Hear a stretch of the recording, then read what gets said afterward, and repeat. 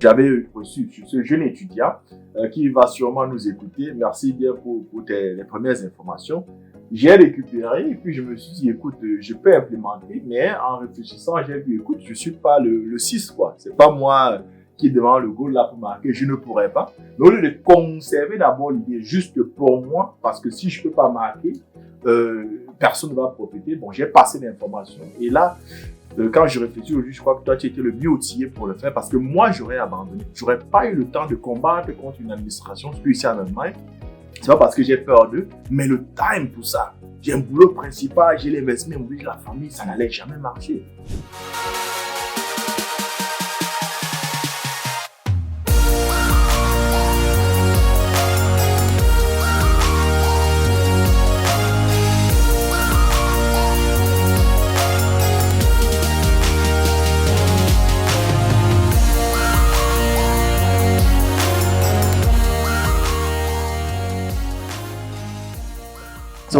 Maintenant, comment c'est organisé ton business? Tu as dit que tu as une dizaine de voitures. Comment c'est organisé? J'ai aussi appris que tu as des parkings que la ville exige que tu dois avoir aussi pour chaque voiture, des parkings. Tout à fait. Comment c'est organisé? Quel type de voiture tu prends?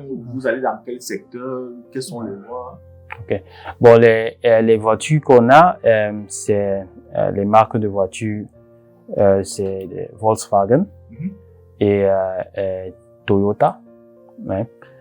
Toyota, la plupart c'est des hybrides, des voitures qui consomment essence et qui marchent avec l'électricité. Et bon, c'est des voitures qu'on a testé beaucoup de voitures, mais pour nous c'est des voitures plus adaptées, avec des Volkswagen, des voitures plus adaptées au métier. Et c'est des voitures confort de 7 places. Comme on est à côté de l'aéroport, il y a beaucoup de courses qui nécessitent beaucoup de place et tout, des familles qui vont à l'aéroport et tout. Donc, c'est des voitures adaptées dans notre secteur. Bon, en fonction des personnels, il faut compter environ 2,5 ou bien 3 chauffeurs par voiture. Donc, on a peut-être une trentaine d'employés qui travaillent parce que c'est rentable quand des voitures tournent en temps plein. Ouais. Parce qu'il faut faire du chiffre pour atteindre la marge de secours variable, quoi. Donc, il faut faire du chiffre pour couvrir les coûts fixes. Ouais. Okay. Donc, et les voitures, il faut vraiment quelqu'un qui les gère. Je travaille avec des partenaires qui gèrent les voitures, qui organisent le plan de travail chaque semaine. Ouais. Parce qu'il y a des chauffeurs qui disent que bon, il y a des heures de travail fixes. Mais il y a des chauffeurs qui, par moment, changent leurs heures de travail, qui disent cette semaine, moi, je vais travailler différemment et tout. Donc, il y a un plan de travail qui est édité chaque semaine et envoyé. Chaque chauffeur sait donc comment il s'y prend. Bon, tu as aussi parlé des parkings. Ouais. C'est une obligation légale. Okay. Ouais. Ça provient d'une interprétation de la loi qui dit que après chaque course, la voiture doit rentrer au siège. Ah, yeah. Ouais. Okay. Et le bureau de transport dit si la voiture rentre au siège, ça veut dire qu'il faut un endroit où elle va se garer. Donc c'est pourquoi ils sont obligés d'avoir un parking pour une voiture. Donc ça veut dire que pour chaque voiture, tu dois avoir un parking et que ce soit vraiment légal, pas que tu dises que je gare parfois là-bas. Non, il faut un contrat de bail. Ok. Ouais, il faut un contrat de bail pour ce parking. Donc, ça veut dire que tu dois présenter ça. C'est-à-dire que voilà le contrat de bail de parking. Donc, j'ai tel nombre de voitures. Voilà, il n'y a pas que je peux garer parfois au quartier là-bas. Non, c'est pas dans l'esprit de la loi. Donc, parce que si tu dois rentrer au siège, ça veut dire que tu vas garer quelque part. Et il faut des bureaux également. C'est-à-dire un bureau avec peut-être une toilette, un vestiaire, une cuisine et tout. Parce qu'on dit si le chauffeur rentre au bureau, il doit pouvoir s'asseoir quelque part, se détendre quelque part. Ah, je comprends maintenant. Parce que le bureau, il est vraiment grand. Tu as tout le café là, l'eau, la cuisine. On a vu la cuisine, ça c'est de l'autre côté quand on passe dans le couloir. Ah, je comprends maintenant. Mais là, c'est des contraintes terribles. Et c'est contrôlé. Tu as sûrement vraiment des contrôles. Ouais, c'est contrôlé. Il y a des contrôles inopinés qui viennent, qui regardent et tout. Si tout est OK. Il y a aussi beaucoup de contrôles qui sauf également par des taximans. Ah bon? Ouais.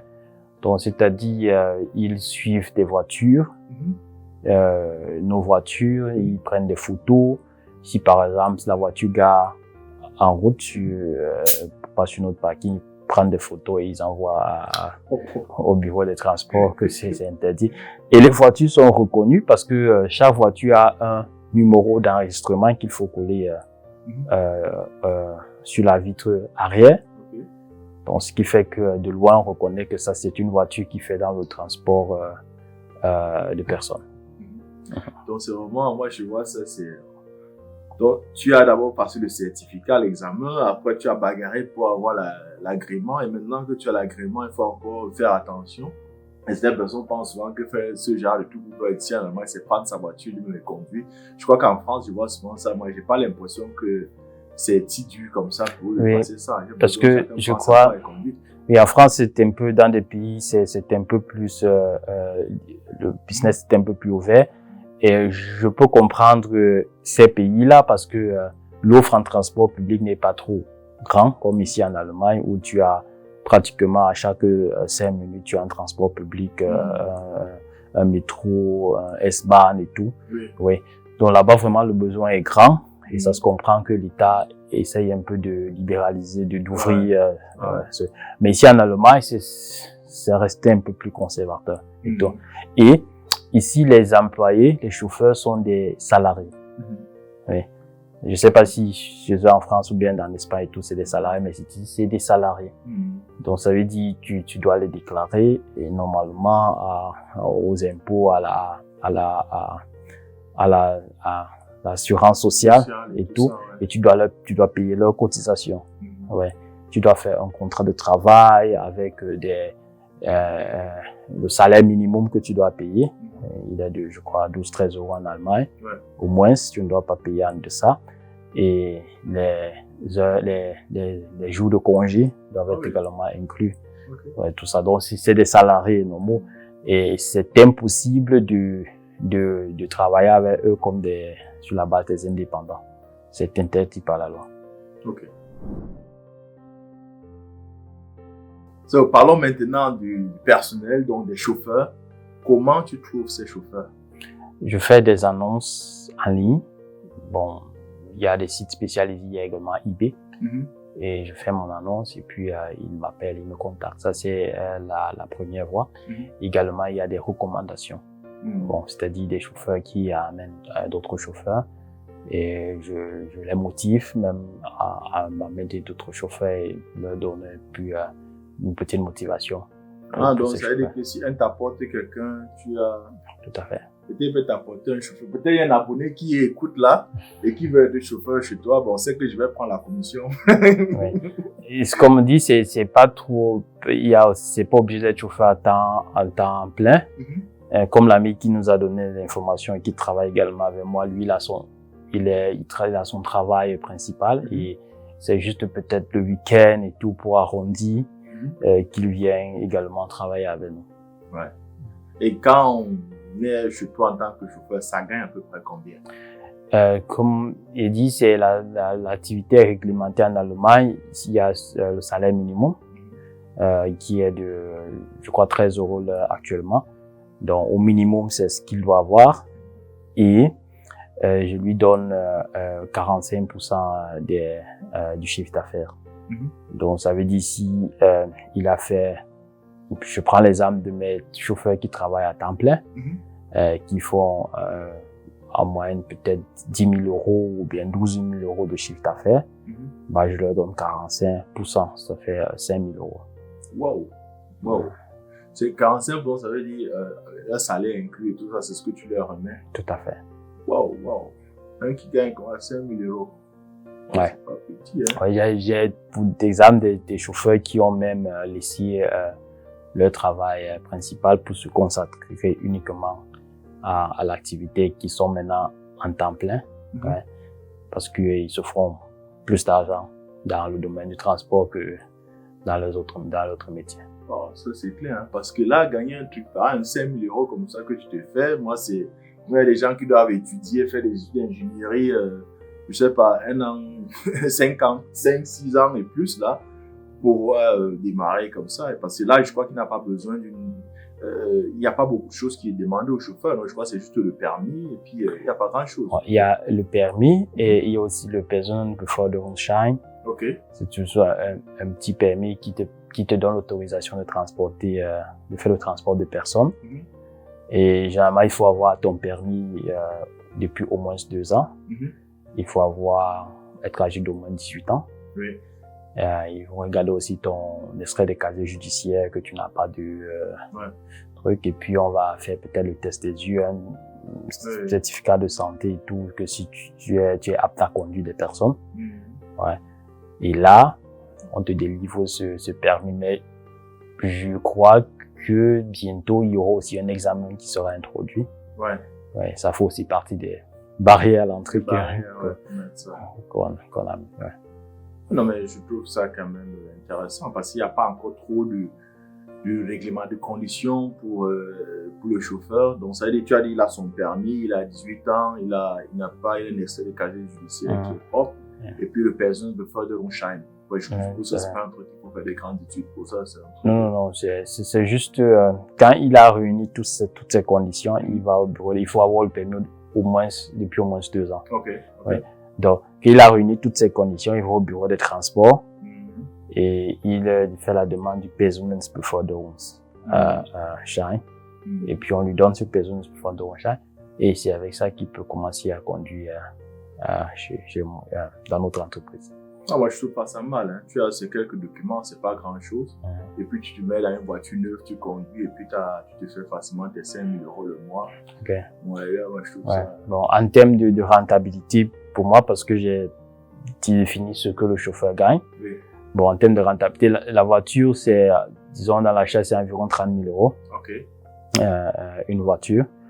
Et, elle est amortie sur 3 ans. OK, 3 ans. Ouais. Donc, on compte qu'après 3 ans, on doit renouveler la voiture parce que c'est des voitures vraiment qui conduisent beaucoup, qui font beaucoup de kilomètres, par jour. Donc, après 3 ans, on doit renouveler la voiture. Et en moyenne, la voiture fait peut-être 12 000 € de chiffre d'affaires par mois. Ouais. Et la plus grande partie de ce chiffre d'affaires revient au chauffeur parce que c'est lui qui travaille. En plus, donc, on va donner 45%.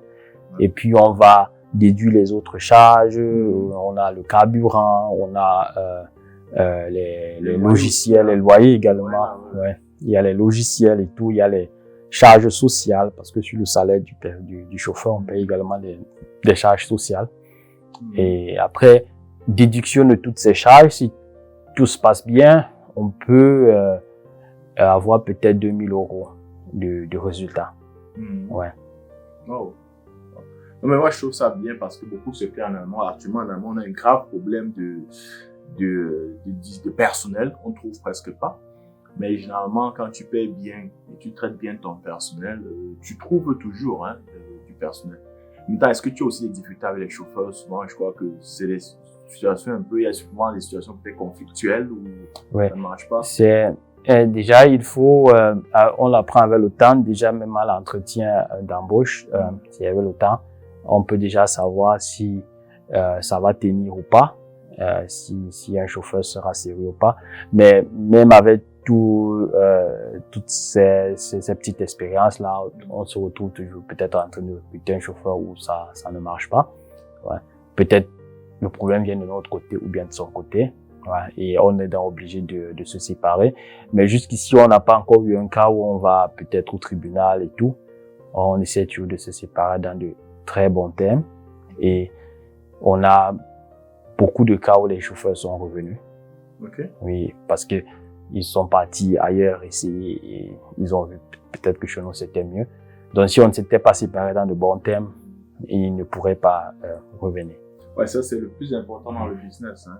On se voit toujours 2 fois. C'est-à-dire, tu peux tout faire quand on fait dans une certaine activité, vous revoyez toujours la personne sous une autre forme. Il faut toujours essayer de se séparer dans de bons termes parce qu'on ne sait pas là où on va se rencontrer la prochaine fois. Peut-être ce chauffeur-là, il sera après au service des transports de la ville et ton dossier atterrit sur ta table. Et puis, si tu as fait des trucs comme si, ok, c'est bonjour, maintenant, je me venge. Et même si il ne revient pas, on a aussi des cas où il nous envoie des personnes. Ouais. C'est-à-dire, lui, peut-être, il ne veut plus, mais juste parce qu'il voit comment on manageait le personnel, tout se passait bien, il nous envoie des personnes. On a même des cas où vraiment on a toute une famille qui travaille pour nous. Ouais. C'est peut-être 6 frères, tous avec le même nom qui travaillent, quoi, parce que un a commencé, il a vu, il a pris ses frères dans les autres entreprises du travail, il les a amenés. Ouais, c'est super ça. Moi, je trouve ça bien. Hein. Surtout comment tu traites le personnel. Parce que ta plus grande richesse, c'est ton personnel. Quand tu travailles, quand tu fais dans quelques secteurs d'activité, que ce soit moi qui fais dans l'immobilier, sont mes techniciens, que toi sont tes chauffeurs, ça c'est ta plus grande richesse. Et cette richesse, il faut savoir vraiment l'entretenir, l'encadrer, lui donner tout ce dont elle a besoin.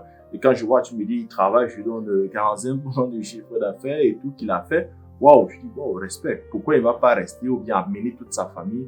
Et là, quand les gars sont motivés, quand tu les motives et que les gars sont motivés, là, ils feront même plus que ce que tu leur demandes. Alors que si tu essayais un peu de voler, de faire des trucs un peu par derrière comme ceci, moi, je crois qu'ils vont essayer de tirer leur épingle du jeu en te racontant des choses qu'il était à A alors qu'il était à Z. Tout à fait. Et en termes donc de comment ça se passe, parce que tu as parlé de contrôle et tout, du business, il y a des applications. Oui. C'est-à-dire, tu as devant ton PC ou bien à partir de ton téléphone portable et tout, tu peux savoir toutes les courses que tes chauffeurs ont pris, et le prix des courses et également le mode de paiement s'ils ont reçu de l'argent cash ou bien si l'argent a été viré et tout. Tu as tout ça sur ton dashboard, sur ton application et puis à la fin du mois, tu peux vraiment faire ton résultat. Ouais. Et généralement, on fait les comptes avec des chauffeurs à la fin du mois. Ouais, donc il y a des chauffeurs qui arrivent ici, ils ont vraiment de cash, ils arrivent à peut-être les 3-4 000 euros en espèces et tout qui viennent verser à la fin du mois. Et parce qu'on leur laisse également, c'est fait aussi partie de notre notre gestion du personnel, on le laisse avec des espèces et ils ont le droit de s'en servir. Okay. Oui. Donc, c'est-à-dire, ils n'ont pas besoin d'attendre la fin du mois leur salaire. Les espèces qu'ils ont déjà des clients, ils peuvent s'en servir. Wow. Et ça veut dire que tu as géré vraiment ça parce que je vois c'est assez compliqué. Les espèces qui peuvent s'en servir, après tu vas devoir gérer ça, savoir qui a eu quoi, quand, comment.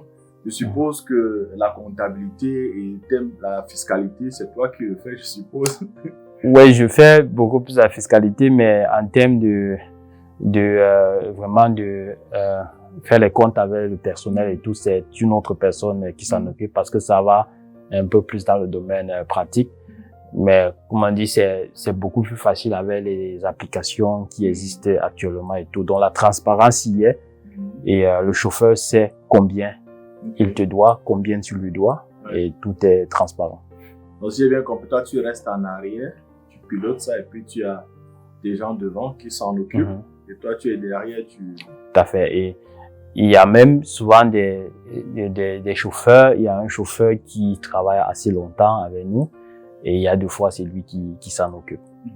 Donc il fait les plans de travail et tout et même dans le recrutement du personnel, il s'en occupe. Il les reçoit, il fait les entretiens d'embauche, il recrute et à la fin du mois, il fait des comptes avec des chauffeurs. Donc, ça veut dire que c'est pas un business où tu dois être ici au bureau chaque jour là, que si tu n'es pas là, ça ne tourne pas. Non. Okay. Bon, c'est mieux de déléguer pour que tu puisses te concentrer à autre chose parce que comme tu dis, ton taux horaire est beaucoup plus élevé que si tu devais travailler pour ce business, quoi. Donc, il faut déléguer à quelqu'un, peut-être son taux est moins élevé. Je vois, par exemple, nous sommes samedi aujourd'hui, depuis qu'on est là, j'ai même pas vu un chauffeur rentrer ici. Et le parking, on est venu, le parking était vide, donc chacun sait, il prend la voiture, il va ici, et puis... Ça. Ouais. Mais toi, tu peux à tout moment savoir où ta voiture est, parce que chaque voiture a un GPS et tout. Ouais. Ah, okay. Ouais, le GPS, c'est vraiment puissant, ça te donne toutes les informations, ouais, partout où il se trouve, où il se situe, quels sont les mouvements qu'il a fait. et tout. Et des fois, même s'il a freiné brusquement, Oui. ça te dit pour te dire attention, il peut y avoir un accident, peut-être un truc Ouais. du genre et tout, pour que tu puisses réagir rapidement. Moi, je trouve bien ce que tu dis là, et c'est ce que je dis souvent aussi à mes gens dans l'investissement immobilier. Déléguer. Ça, c'est le mot magique. Déléguer. Parce qu'on a souvent tendance de croire que on veut tout faire soi-même et on peut tout faire. Je vais faire parce que quand je le fais, je fais bien, j'économise. Mais quand tu regardes, surtout quand tu vas le faire parallèlement à ton boulot principal, ton heure de travail et ce que ça te coûte de le faire toi-même et si tu avais donné à quelqu'un pour de le faire. Moi, j'ai souvent des ingénieurs que moi, ça me fait rire. Il y a un autre là que je coachais. Je lui ai dit, écoute, il a fait les rénovations. Il n'est pas ingénieur des médecins. Et puis, il devait aller chaque fois, quand il rénovait, aller acheter la boîte des silicones, là, les petits clous le magasin de bricolage. J'ai dit, écoute, ton heure de travail en tant que médecin, regarde ton heure de travail. Tu quittes, c'est toi qui dois faire, tu ne peux pas déléguer. Tu vas chercher la boîte des silicones. Un ingénieur, ou bien tu vas chercher le clou pour venir donner au technicien. Tu ne peux pas lui donner ça tu ne peux pas lui confier. Mais quand tu regardes, c'est une absurdité. Tu ne sors pas pour aller acheter le clou et tu regardes ton heure de travail. Délègue ça, mais déléguer ne veut pas dire je t'ai donné et puis je m'endors. Comme tu le dis, tu délègues, mais tu contrôles. Parce que quand tu as délégué, maintenant tu te mets derrière, il faut contrôler que le processus marche. Je pense que s'il n'y a pas de contrôle là derrière, ça va aller dans tous les sens. Hein. Surtout quand tu me dis que les chauffeurs viennent et puis ils touchent les espèces, n'importe comment là et tout, ils manipulent. On a des personnes qui racontent que dans ce domaine, tu dois les chauffeurs, il y a des conflits qui viennent jusqu'à ils en viennent même au tribunal, ainsi de suite. Ouais. Bon, c'est ça, comme l'exemple du médecin qui va, par exemple, chercher le clou et tout. Ouais. Bon, il y a que peut-être il va passer 3 heures de temps pour trouver un clou. Ouais. Et pourtant, et peut-être même pas le bon. Ouais, et bon, Ouais. il arrive là, Ouais. puis on lui dit que non, c'est pas le bon clou, va encore chez l'autre. Pourtant, le technicien, c'est 5 minutes, il prend son clou et il est ressorti. Même si tu vas lui payer pour ça un peu plus, quoi. Mais Ouais. quand tu regardes ce que tu le payes, ce que toi-même tu aurais eu à faire, c'est incroyable. Parce que moi, j'apprécie ça parce qu'on est là depuis, il n'y a pas de chauffeur qui rentre. Je me suis demandé, mais ils sont où? Et puis le parking, il est vide, ils viennent, ils changent des voitures, ils s'en vont. Ouais.